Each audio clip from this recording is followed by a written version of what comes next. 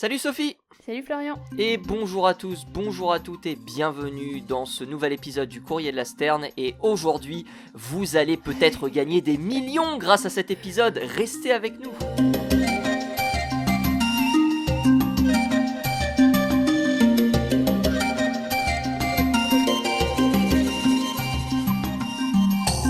Et j'étais en train de me dire, est-ce qu'il faudrait pas mettre genre le jingle dont on va gagner des millions, tu sais, le générique Le Florian du futur qui est en train de réaliser le montage aura peut-être l'idée de mettre le jingle. Allez, zou. Ce sera marrant, mais je ne sais pas s'il est libre de droit. Je pense pas. Cela dit, vu les musiques qu'on utilise, ça va quoi, c'est pas non plus dramatique. Comment ça va Sophie? Ça va. On a pas mal de moustiques en ce moment, alors je suis complètement piquée, mais ça ne changera pas d'habitude du coup. Tout va bien. Et nous, les merles commencent à rechanter. Ah! Eh oui, premier ça merle que j'ai entendu vocaliser ce matin, donc je suis assez content. Top, en plus, c'est joli un merle, franchement. Oui. Enfin, le chant en tout cas.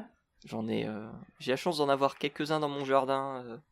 Donc on va voir un petit peu s'ils nicheront pas loin, mais voilà, ça faisait plaisir de les entendre, signe que le printemps arrive bientôt.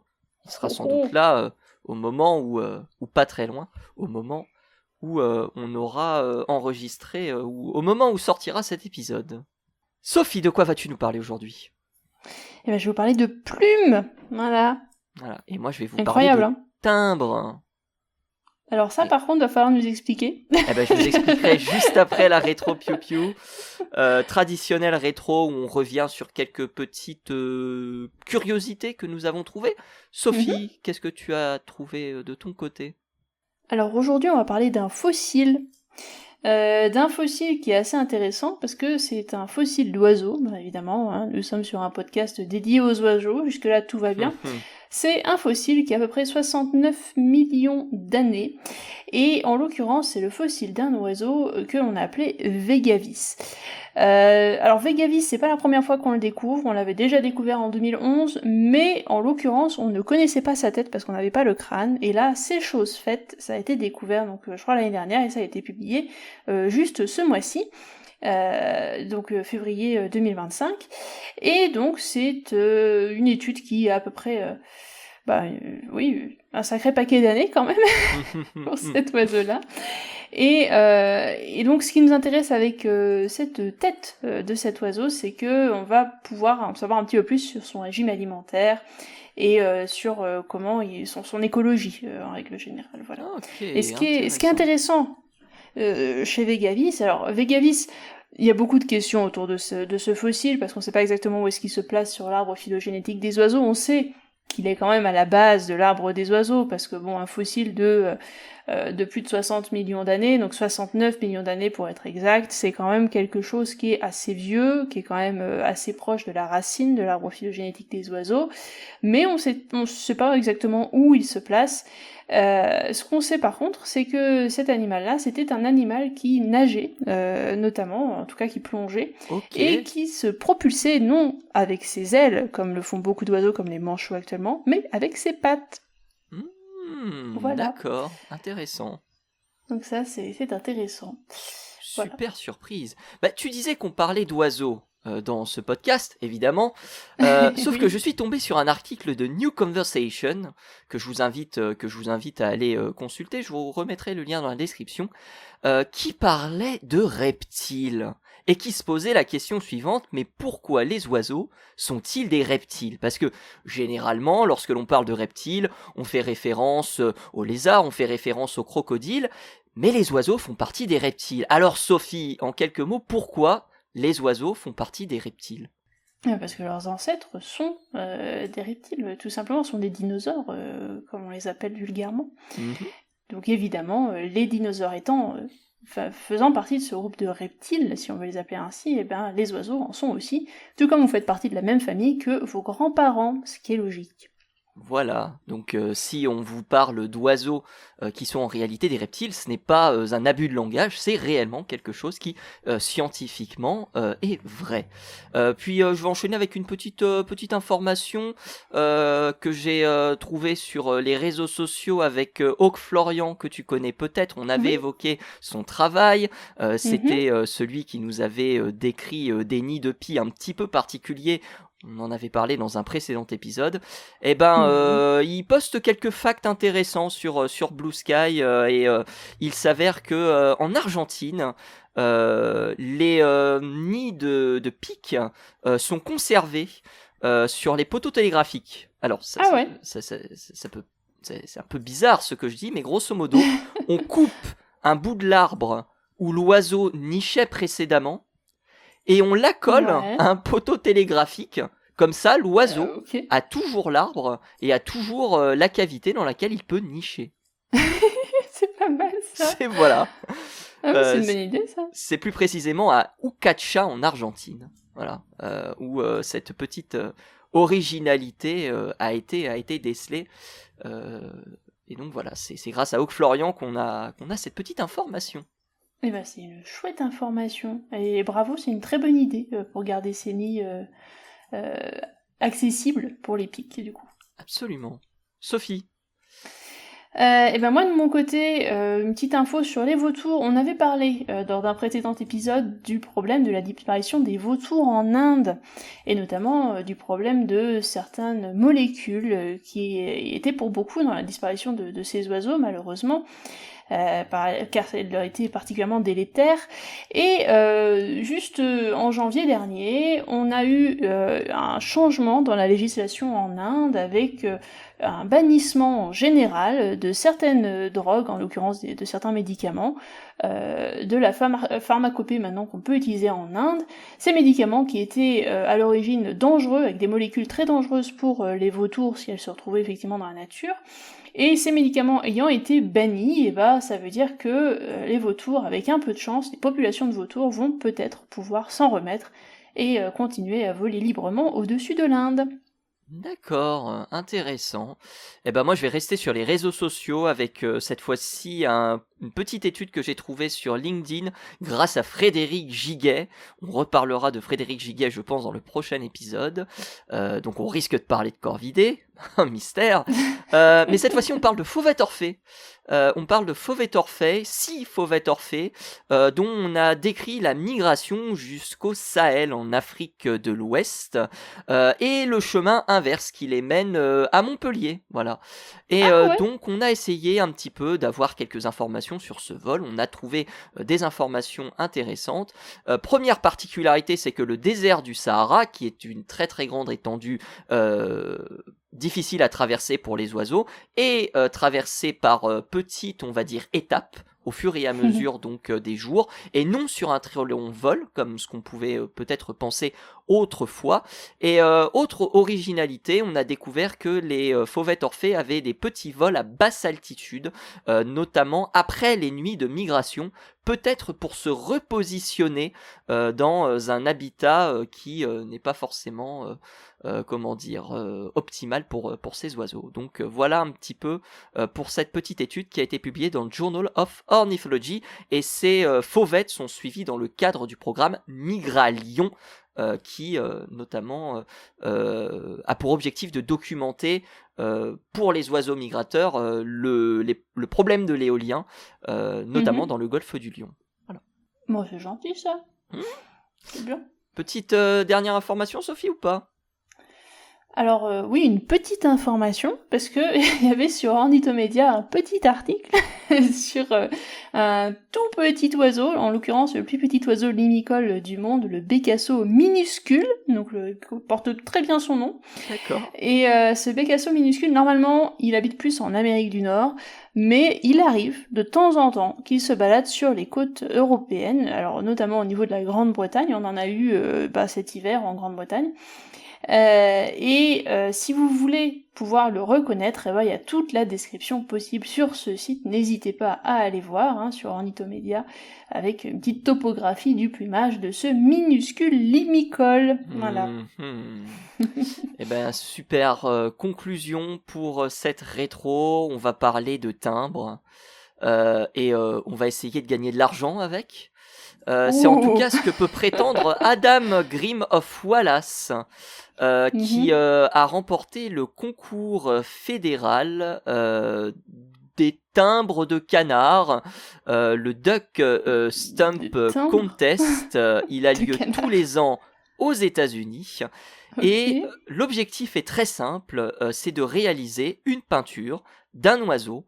Cette peinture est soumise à un vote de jury et il n'y a évidemment qu'un seul gagnant. Alors, on peut citer quand même les deux personnes qui ont terminé derrière lui, Rebecca Knight et également Abraham Hunter de Dandridge, qui ont fini respectivement 2e et 3e. Et donc Adam Grimm of Wallace va avoir l'incroyable chance de voir son dessin sur des timbres ou sur des tampons, mais plutôt des timbres, et on va assez vite comprendre pourquoi ces timbres sont importants. Alors, tout part de 1934. C'est le président Franklin Delano Roosevelt qui signe le Migratory Bird Hunting Stamped Act, ou le Duck Stamped Act, pour être plus rapide, qui vise tout simplement à préserver quelque peu les zones humides vitales pour la survie, notamment du gibier d'eau migrateur. Alors, qu'est-ce qu'elle permet cette loi ? Elle contraint tous les chasseurs âgés de 16 ans ou plus d'acheter un timbre, et une partie de l'argent est reversée directement à la conservation des zones qui vont être restaurées par la suite ou vont faire l'objet de programmes de conservation ou de réintroduction. Au départ, ce timbre coûtait $1, dont 98 centimes allaient directement au Migratory Bird Conservation Fund pour justement mener ces actions de sauvegarde des environnements et des espèces. Le premier timbre fédéral, il a été réalisé par J.N. Darling, c'est un caricaturiste de l'Iowa. Il était d'ailleurs chef du Bureau of Biological Survey, c'est l'ancêtre de US Fish and Wildlife Service. On avait eu l'occasion de l'évoquer dans de précédents épisodes. Et puis, par la suite, à partir de 1949, ce concours s'est ouvert au public. Alors, c'est un concours qui a permis quand même de remporter plus de 800 millions de dollars, qui ont permis de protéger une très très grande superficie d'environnement. Et ce programme, il a connu aussi diverses revalorisations, notamment sous l'administration Obama, puisqu'en 2014, le président Obama va promulguer une augmentation de ce timbre fédéral qui va passer de $15. Je vous ai dit que le prix de base était de $1, mais il a augmenté évidemment au fur et à mesure du temps. Et bien en 2014, il est passé à $25. Il y a toujours 98 cents qui allaient à la conservation. Donc on peut se dire que c'est pas énorme, notamment quand on augmente le prix du timbre, sauf que les $10 supplémentaires invoqués par le président vont permettre justement à nouveau de permettre les efforts de conservation et de réhabilitation des milieux. Donc aujourd'hui, sur un timbre qui est acheté $25 par beaucoup de gens, parce qu'il y a les chasseurs qui l'achètent, mais pas uniquement, et je vais y revenir, on a environ $11 qui sont reversés directement à la conservation, ce qui est quand même assez intéressant. Alors, tu vas me dire, Sophie, depuis 1949, le timbre, le concours est ouvert à tous les publics. Sauf que on ne peut pas participer non plus n'importe comment. Déjà, il faut savoir que si vous n'êtes pas citoyen américain, vous ne pouvez pas participer à ce concours, c'est fini. Désolé de vous le dire, vous ne pourrez pas gagner ce fameux million que je vous promets depuis le début de l'épisode. C'est terrible, ça. Mais oui, c'est terrible. Mais il y a d'autres règles aussi. Par exemple, il y a une liste d'oiseaux par année, 5 oiseaux généralement par année, qui sont choisis. Donc là, pour le contest de 2025, donc le concours de 2025, les participants devront dessiner soit un canard branchu, donc c'est l'espèce de canard avec l'espèce de casque de cyclisme pour ceux qui voient un petit peu la discipline. Vous avez aussi du canard chipot qu'on connaît plutôt bien en France aussi, la sarcelle cannelle, le petit garrot et l'érismature rousse. Ça, ce sont les 5 oiseaux qui eh bien, doivent être dessinés dans un format très particulier, en 23 x 30 cm. Il faut que ce soit au format horizontal, il ne faut pas qu'il n'y ait d'écriture. Bref, il y a plein de règles extrêmement contraignantes, bien sûr. Et vous pouvez soumettre à partir du 1er juin 2025 votre timbre, et les résultats sont clôturés le 15 août 2025. Par la suite, sur à peu près un mois, va se jouer les différents tours, parce que ça se joue en tours en fait, avec un nombre de points qui est attribué aux différents participants, et celui qui a le plus de points remporte le concours. Il faut savoir qu'il y a environ 240 personnes qui ont participé l'année dernière, ce qui est quand même déjà plutôt pas mal. Mais vous allez me dire, ces gens, ils gagnent quoi ? Alors, vous allez être surpris, mais ils ne gagnent pas d'argent, contrairement à ce que j'ai dit tout à l'heure. Dis donc, je me moque de vous. C'est de la publicité mensongère, là. Alors, franchement, je suis très déçu. C'est vrai, c'est une publicité mensongère. Mais en réalité, depuis 1984, le Congrès a modifié le Duck Stamp Act. Et cette modification permet, en accord avec son auteur, de réutiliser le modèle du timbre pour toute autre chose, et notamment des entreprises vendues du secteur privé.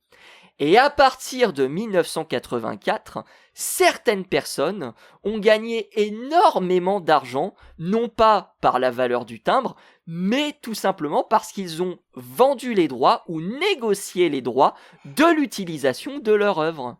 Et c'est pour ça aujourd'hui qu'on appelle le Duck Stamp Act le $1 million Duck, parce qu'à l'époque, eh bien, remporter ce concours pouvait rapporter très très gros. Un concours qui a même eu l'occasion de bénéficier d'un documentaire en 2016, rien que ça, qui s'appelle d'ailleurs le $1 million Duck, qui relate le parcours de différentes personnes justement qui soumettent leurs propositions eh bien à ce concours, et on apprend aussi plein d'autres petites particularités, par exemple qu'un chien a failli rentrer dans ce concours, il a failli participer, mais finalement il n'a pas été participant. On apprend aussi qu'il y a eu des personnes qui ont gagné plusieurs fois ce concours. Il y avait notamment, alors je crois que c'est faut que je retrouve le nom, mais on a une série on a une famille qui a gagné plusieurs fois le concours. Je crois que c'est 8 ou 9 fois, ce qui est quand même absolument gigantesque. 12 fois en réalité, entre Robert, Jim et Joe Hotman, qui ont remporté donc le concours 12 fois à eux trois. On a aussi une forte disparité des personnes qui ont remporté le concours. Par exemple, la première femme à remporter le concours ne le sera qu'en 1991. C'est Nancy O qui remportera ce concours qui, de ma connaissance, était quand même ouvert à tout le monde, aussi bien femmes que hommes. Et puis, dernière petite caractéristique de ce concours, eh bien, il a été lancé également pour les enfants. À partir de 1989, tout d'abord, dans l'État fédéral, puis ensuite au niveau national, le concours a été ouvert aux enfants et c'est la petite Émilie Liane qui a remporté l'année dernière le concours qui donc pareil est aussi un timbre qui va être vendu moins cher, $5 et là l'intégralité des fonds vont être réservés à la conservation des milieux et des espèces. Voilà pour ce petit timbre qui fait quand même beaucoup pour la conservation aux États-Unis. Mais c'est incroyable ça, ça en fait un paquet des fonds qui sont quand même levés pour ça. Absolument, et il faut savoir que le timbre est devenu objet de collection et certains l'achètent en plusieurs exemplaires, certains l'achètent pour eh bien juste avoir ce permis de chasse, hein, grosso modo, hein, ça fonctionne comme, mais certains l'achètent en plusieurs exemplaires, et autre avantage de ce timbre, c'est une fois acheté, tu peux accéder à toutes les réserves naturelles des États-Unis gratuitement. Ah quand même, ah oui beaucoup. Donc, mine de rien, ça vaut quand même le coup d'investir les $25 dans ce timbre. Et puis, un timbre qui a suivi, bien sûr, les différentes évolutions technologiques. En 2023, il a été modernisé, puisque, eh bien, celui-ci est maintenant au format dématérialisé, quand bien même l'acheteur reçoit aussi une version physique du timbre. C'est mieux quand même. Ouais, voilà. Ah oui, Donc voilà un petit peu pour ce timbre un petit peu particulier qui peut rapporter gros, notamment dans les années 80. Il y a des personnes effectivement qui se sont rendues fortunées grâce à leur vainqueur à ce concours. Et ben bravo à elle, bravo. Voilà. Bon, et ben écoute, il n'y a plus qu'à mettre ça en place en France, non? Bah pourquoi pas, hein. Il y a d'autres pays qui le font, le Canada, le Royaume-Uni le fait aussi, mais c'est peut-être beaucoup moins médiatisé déjà, et puis beaucoup moins, on va dire, sacralisé que cette pratique aux États-Unis qui, mine de rien, approche de ses 100 ans, hein, 2025. Comme je l'ai dit, première idée aux alentours de 1934. Mine de rien, c'est une expérience qui fait son temps et qui a fait son temps. Ça pourrait être intéressant. Moi, j'aime bien l'idée de remplacer le permis de chasse par un timbre que tu achètes, parce qu'effectivement, tu dois renouveler ton permis de chasse si tu veux pouvoir aller chercher dans certaines réserves, certains endroits en France aussi, hein, c'est comme ça. Et avoir cet argent reversé pour la conservation animale derrière, ça pourrait quand même être une très très bonne idée.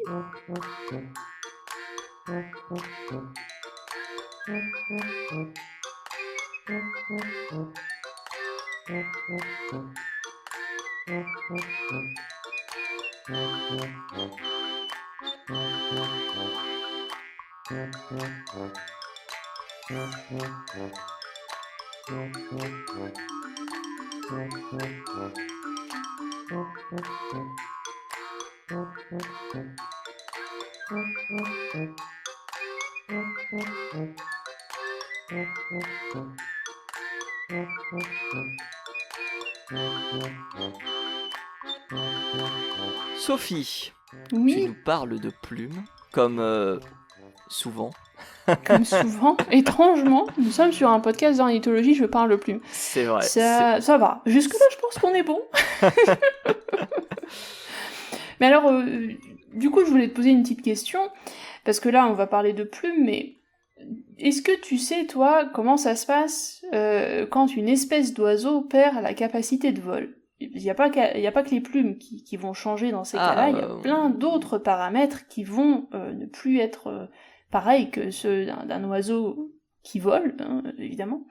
Est-ce que tu as une petite idée de ce qui peut changer ? On a les muscles qui s'atrophient, on a aussi des os, je crois, qui, alors peut-être pas sont perdus, mais pareil, qui deviennent un peu vestigiaux. Là j'ai le bréchet qui me vient en tête, je sais pas s'il disparaît complètement chez les ratites, mais je crois pas. Mais oui, il y a plein de modifications outre que la perte des plumes. Exactement. Alors, comme tu l'as dit, il y a des modifications, certains os vont, alors pas forcément se perdre, mais peuvent aussi se transformer. Par exemple, les os qui normalement sont creux chez les espèces qui vont voler, enfin pas exactement creux, mais c'est une structure qui qui est très très très légère, chez certaines espèces qui vont principalement marcher, mettons les autruches par exemple, on est sur des os qui ne vont plus du tout avoir la même structure parce qu'ils n'ont plus cette contrainte due au vol qui va leur demander d'être particulièrement léger pour que l'oiseau puisse s'élever dans les airs.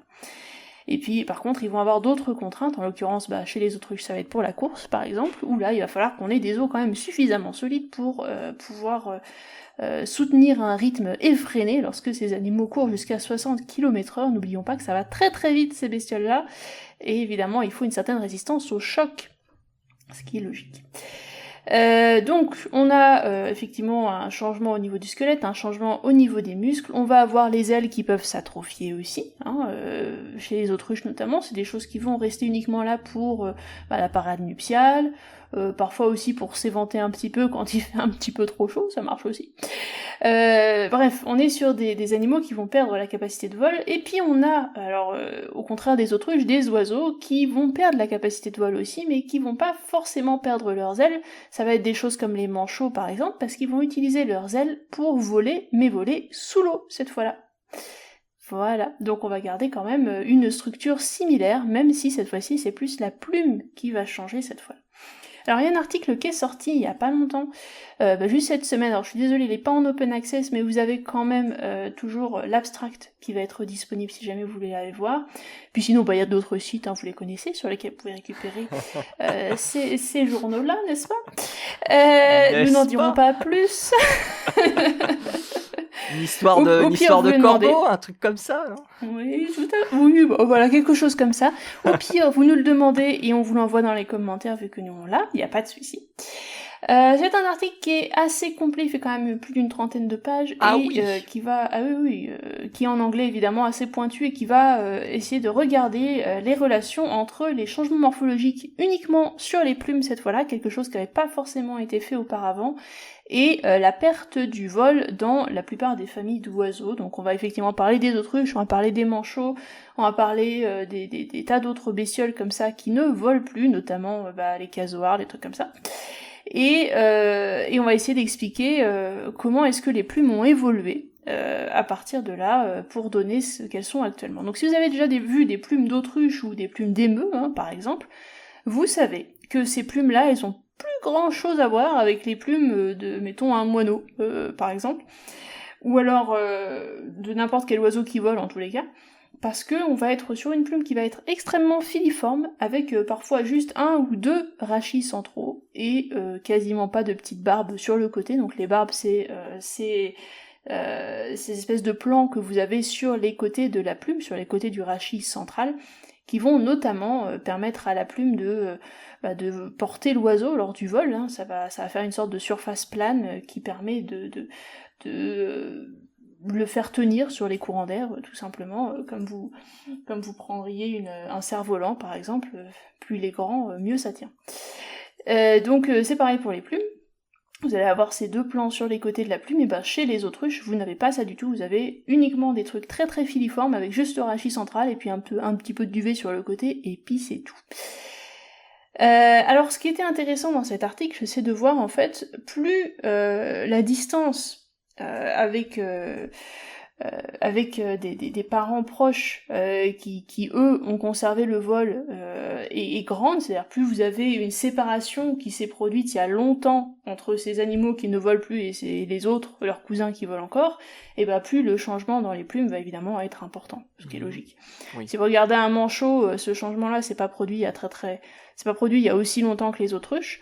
Vous avez pourtant d'autres contraintes sur la plume en question, mais les plumes du tout vont pas du tout être les mêmes non plus. Donc il y a quand même une différence en fonction de l'histoire en fait, et du moment où l'oiseau ou cette espèce-là a évolué pour ne plus voler. Donc il y a un changement à ce niveau-là. Et cet article va être très intéressant parce que on va voir à quel point ça peut évoluer vite ou pas du tout, en fonction des différentes contraintes qu'on va avoir sur l'oiseau et sur la plume en question. Parce que la plume, ça sert pas que à voler, et je sais pas si tu le sais, mais j'imagine que tout le monde le sait. On en parle en cours, oui. On en parle souvent, les plumes, ça sert non seulement au vol, ça ce sont les fameuses plumes de vol que vous connaissez qui sont sur les ailes et sur la queue notamment, les rémiges par exemple, et les rectrices, Mais ça sert aussi notamment à tenir chaud. Et dans ce cas-là, c'est ce qu'on va appeler les plumes de couverture qui vont tenir chaud à l'oiseau, ou le duvet en dessous de ces plumes de couverture qui va donc permettre de garder une sorte de couche protectrice, un peu comme si vous aviez une doudoune autour du corps pour vous garder bien au chaud.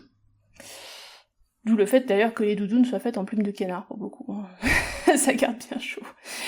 En l'occurrence, chez l'oiseau, donc il y a plein de types de plumes différentes qui vont répondre à des contraintes, du coup, très différentes. Hein. Si vous avez besoin de rester au chaud, vous avez peut-être pas forcément besoin de voler, mais il faut quand même peut-être garder un petit peu de chaleur. Donc dans ces cas-là, les plumes vont évoluer d'une manière ou d'une autre. Chez l'autruche, par exemple, garder de la chaleur, ça n'a pas forcément été le plus important. On parle ici, en termes plus scientifiques, de contraintes évolutives, avec par exemple un oiseau qui va vivre dans des environnements plutôt froids, qui du coup aura quand même besoin de garder des plumes qui sont assez épaisses pour se protéger du froid et notamment du duvet. Alors qu'une espèce comme l'autruche, par exemple, qui ne vit pas dans ces endroits-là, peut tout à fait avoir des grandes zones sans plumes, hein, qu'on va appeler les aptérylies, qui, du coup, n'ont pas forcément besoin d'être protégées du froid, parce que ce n'est pas...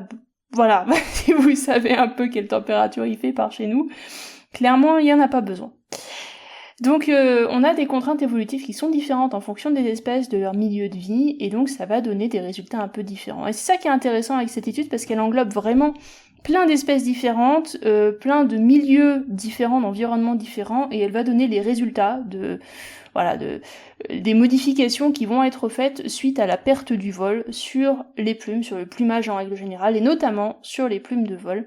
Par exemple, chez les manchots, on va avoir une réduction très très très très nette des plumes de vol, jusqu'à ce qu'il y ait quasiment plus grand chose, que ça ressemble quasiment plus qu'à des plumes de couverture, donc des toutes petites plumes très très fines, toutes petites, assez rigides, qui vont juste venir couvrir l'aile en elle-même, qui, cette fois-ci, va être quelque chose d'assez épais, comparé aux autres oiseaux. On va être sur surtout un membre principalement composé de peau, d'os, et pas juste des plumes par-dessus pour garder un peu la chaleur à l'intérieur, mais il y aura plus de plumes de vol comme on a chez les autres oiseaux, par exemple.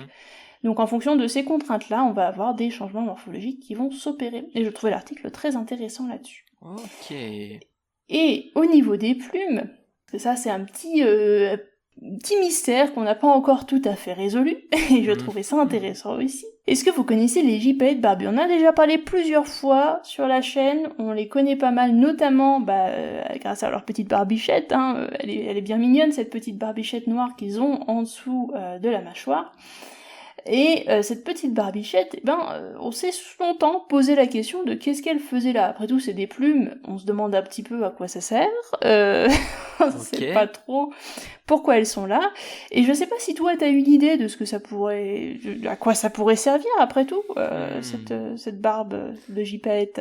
Ça pourrait peut-être servir à avoir des informations sur les conditions de vol, ça pourrait peut-être servir comme marqueur, parce que c'est un vautour, hein, le gypaète, on en a déjà parlé, on a déjà parlé dans le courrier de la Sterne. Peut-être justement une espèce de limite à ne pas franchir pour éviter de, je ne sais pas, se faire mal lorsqu'il mange un os, enfin lorsque voilà. Il y a de l'idée. Ah, il y a de l'idée. Il y a eu plusieurs hypothèses qui ont été faites, et ces plumes-là qui constituent la barbiche de notre cher vautour, en fait, c'est ce qu'on appelle des vibrisses. Alors les vibrisses, comme tu l'as dit, c'est des choses qui sont très tactiles, très sensibles. C'est des choses qui vont servir au toucher, et qui vont donc donner des informations à l'oiseau sur beaucoup de choses qui se trouvent autour de lui. Alors ça peut être effectivement pour les vautours, quand ils vont plonger la tête dans une carcasse, peut-être leur dire où est-ce qu'il va falloir qu'ils stoppent pour pas se faire mal. Effectivement, c'est une idée, et de pas trop se salir, par exemple, hein, mettons. Ou bien ça pourrait leur servir d'organes tactiles avec lesquels ils pourraient peut-être communiquer, je sais pas, pourquoi pas. Ah, après le gypaète se maquille. Je ne sais pas s'il y a vraiment je ne sais pas s'il y a vraiment besoin de plus de communiquer, c'est on sait pas, c'est pas. C'est vrai. Mais du coup, le petit point qui était intéressant sur ces plumes-là, et c'est des choses qu'on ne sait pas encore très très bien, c'est que en fait, la barbe de ce gypaète, elle n'atteint sa taille adulte maximale que lorsque l'animal est lui-même adulte, et ça va prendre plusieurs années. C'est-à-dire que le jeune oiseau, lorsqu'il sort du nid, il n'a pas une barbe de la longueur des adultes encore, elle est encore toute petite, toute minuscule, et elle ne grandira que plus tard. Et donc on se disait, mais il y a peut-être un petit du coup, est-ce que ça sert à quelque chose? Est-ce que c'est juste pour l'appareil nuptial, peut-être? Parce que dans ces cas-là, c'est généralement une chose qui est utilisée par les adultes pour essayer de s'enticher du sexe opposé. Mais on savait pas trop. Il y a une étude qui est sortie dernièrement. On se disait, peut-être que ça va être de la protection contre le froid, parce qu'après tout, c'est un animal qui vit notamment dans des endroits où il fait très très froid, où on a de la neige. Même, voilà. Bah, juste une barbue, c'est vrai que c'était pas non plus... c'est pas ce que je choisirais comme protection contre le froid. S'il y a des barbus qui nous écoutent, ils nous le diront pas en commentaire, mais est-ce que ça protège vraiment contre le froid? Ça, c'est une question. Je me pose la question. Le Père Noël a-t-il une longue barbe parce que justement, il se protège du froid? C'est une bonne question. On sait pas. Donc, est-ce que ça pourrait servir à ça? J'en doute. Très honnêtement, j'en doute. Mais, en l'occurrence, on l'a dit tout à l'heure, c'est un organe, cette petite plume comme ça, c'est un organe du toucher, c'est un organe sensitif. Mais c'est un organe du toucher qui peut aussi être utilisé en vol. Et alors une étude est sortie en 2024, dans une étude italienne notamment, où un chercheur s'est amusé à photographier des gypaètes barbus pendant qu'ils volaient, et toujours les mêmes oiseaux pour avoir une base de référence quand même. Et il a essayé de regarder un petit peu en fonction des courants d'air, en fonction de la manière dont ils volaient, de leur positionnement eux-mêmes sur ces courants d'air, quelle était l'orientation de la barbe. Ne me dis pas que c'est des girouettes. Ah. En l'occurrence, il a trouvé... Et ben en fait, on n'en est pas très loin, parce qu'en fait, il a constaté que l'orientation de cette petite barbe varie en fonction de la direction du vol. Ou même lorsque l'animal porte une charge assez lourde, donc mettons qu'il transporte des gros nonos ou un truc comme ça, et ben en fait, l'orientation de la barbe va varier beaucoup pour l'aider, on suppose en tout cas, à mieux prendre les courants d'air et à tourner correctement. Et juste cette petite barbiche, parce qu'elle est pas énorme, hein, c'est pas un truc qui est gigantesque non plus, et juste cette petite barbiche pourrait l'aider possiblement à faire des acrobaties aériennes que les adultes sont capables de faire, mais que les jeunes ne sont pas capables de faire, et parce qu'ils sont un petit peu plus... ils sont pas aussi doués en vol que leurs adultes. Et donc on se demande si ce n'est pas quelque chose qui serait resté, parce que ça, cette petite barbiche, en fait, on pense que c'est un résidu de ce qu'il y avait précédemment chez les ancêtres de ces oiseaux-là. On pense que les ancêtres de ces vautours avaient une barbe, une barbe, oui, effectivement. Ils avaient une sorte de barbe. On suppose que le genre, l'ancienneté du genre Gypaetus, c'est quelque chose qui est assez ancien en fait. Gypaetus, ce genre-là, il remonte au Miocène. Donc on est à peu près à moins 20 millions d'années, ce qui est déjà pas mal. Et donc et on pense que ce serait une sorte de relique de ce qu'il y avait précédemment, qu'il y avait effectivement une sorte de barbe chez beaucoup d'espèces de vautours. Et on suppose que en fait c'était à la fois peut-être pour la reproduction, pour ce genre de choses, mais aussi pour aider au vol tout simplement. Et bon, non seulement on suppose qu'il y a peut-être une histoire aussi de froid et de quantité de plumes sur certains endroits, mais en tous les cas, on se dit que ça devait possiblement être quelque chose qui était plus répandu dans le passé que ça ne l'est aujourd'hui. Incroyable. Que finalement, la barbe du gypaète barbu n'était pas forcément quelque chose qui était uniquement inféodé à l'espèce gypaète barbu et qu'il y avait certainement d'autres espèces de vautours qui en portaient aussi. Mais même d'autres espèces d'oiseaux, peut-être? Parce que les vibrisses sont présentes chez une... Je sais pas si une grande majorité d'oiseaux, mais... Non, c'est présent chez beaucoup d'espèces d'oiseaux, mais avoir carrément une barbe de vibrisses comme ça, c'est pas présent chez beaucoup d'espèces d'oiseaux. Il me semble qu'il y a quasiment que le gypaète. Mais en l'occurrence, il y a un cousin du gypaète que vous connaissez certainement, le Percnoptère d'Égypte. Je sais pas si tu vois un petit peu. Voilà, donc c'est un oiseau au plumage blanc, cette fois-ci à la face jaune, si vous voyez un petit peu de quoi je veux parler. Et en fait, cet oiseau-là, il a aussi une sorte de barbiche beaucoup moins prononcée que celle du gypaète. Mais en l'occurrence, c'est son cousin. Et ils ont des soies faciales qu'on appelle, on appelle ça des soies faciales, pas vraiment une barbe. Et elles sont conservées sur la face qui normalement est nue chez les adultes. Mais là, on a quelques restes en dessous de la face notamment, un peu comme s'il y avait une petite barbiche avant. Et c'est marrant, qu'effectivement ces deux espèces qui sont cousines présentent des choses qui sont finalement assez proches. Donc on se dit que peut-être leurs ancêtres avaient effectivement des barbes. Très très bel oiseau, le Percnoptère d'Égypte avec un espèce de crâne jaune, comme si finalement il avait un espèce de masque. Exactement, très bel oiseau. Assez formidable. Mais du coup, cette étude, elle parlait uniquement des ratites. Alors, bon, le gypaète barbu n'en est pas un, mais la première étude que tu as évoquée, elle ne parlait que des ratites ou elle parlait aussi d'autres oiseaux qui ne sont pas considérés comme ratites, mais qui ont perdu le vol, pardon. Je pense notamment au Strigops kakapo, pour ne citer que lui. Oui, par exemple, elle parlait aussi de ça, mais elle parlait aussi de certains canards, et puis notamment des manchots. Voilà. Donc il y avait un peu de tout, et c'était ce qui est justement intéressant dans cette étude, c'est qu'ils ont vraiment ratissé large, ils ont vraiment regardé beaucoup de types d'espèces d'oiseaux, et ils ont même essayé de voir certaines espèces d'oiseaux qui sont pas encore totalement dépourvues de vol, bien que ce soit un peu compliqué pour elles de vraiment voler sur de longues distances. Alors je sais pas exactement quelles espèces ils regardaient à ce niveau-là, mais ils ont aussi regardé ces espèces-là pour justement essayer de trouver une transition entre des espèces qui seraient volantes complètement et des espèces qui ne le sont plus du tout. Et donc ces espèces, en fait, entre les deux pourraient clairement donner une sorte de phase de transition dont ils se sont servis dans l'article. D'accord. Et c'est quoi leur conclusion du coup ? Du coup, la conclusion, c'est qu'en fonction des pressions environnementales, des pressions de sélection que tu as sur ton espèce, tu vas avoir un résultat différent. Même si, évidemment, plus tu as divergé il y a longtemps des lignées d'oiseaux qui volent, plus la sélection sur avoir une plume asymétrique, c'est la fameuse plume de vol asymétrique que l'on connaît aujourd'hui, va être moindre, et du coup plus tu vas avoir des espèces comme les autruches et les émeus qui vont avoir des plumes qui ne ressemblent plus du tout à rien. Intéressant. C'est une super étude et on a découvert des trucs sur le gypaète barbu à nouveau. Décidément les vautours en folie dans cette émission. Exactement. Et c'est sur cette dernière information que nous allons nous quitter. Merci beaucoup Sophie d'avoir participé à ce nouvel épisode. Où est-ce qu'on te retrouve ? Eh bien, généralement sur Twitter et sur Instagram @leplumeux, et puis sur YouTube sur la chaîne Entracte Science. Et vous retrouvez le courrier de la Sterne toutes les semaines sur toutes vos applications de podcast favorites. Vous nous retrouvez également sur YouTube si vous avez des questions. Si jamais vous voulez consulter les différents articles, ils seront présents dans la description comme à l'accoutumée. D'ici là, rendez-vous la semaine prochaine pour un nouvel épisode du courrier de la Sterne. Salut à tous et salut à toutes. À plus.